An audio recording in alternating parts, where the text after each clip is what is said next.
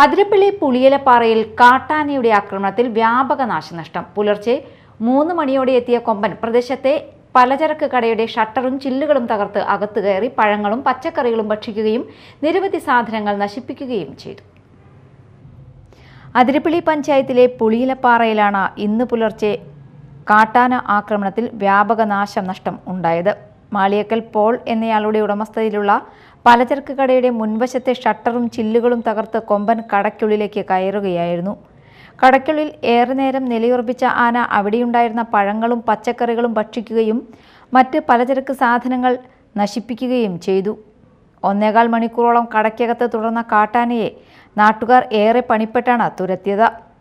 വാഴച്ചാലിൽ നിന്ന് മലക്കപ്പാറയിലേക്കുള്ള പാതയിലെ പ്രധാന ജംഗ്ഷനായ പുളിയലപ്പാറയിലെ ഏക പലചരക്ക് കടയാണ് ആക്രമിക്കപ്പെട്ടത്. സംഭവത്തിൽ ലക്ഷങ്ങളുടെ നഷ്ടമുണ്ടായതാണ് പ്രാഥമിക വിലയിരുത്തൽ. പ്രദേശത്ത് കാട്ടാന ശല്യം രൂക്ഷമായ സാഹചര്യത്തിൽ വനംവകുപ്പ് അടിയന്തര നടപടികൾ സ്വീകരിക്കണമെന്ന് നാട്ടുകാർ ആവശ്യപ്പെട്ടു. Media time, Chalakudy.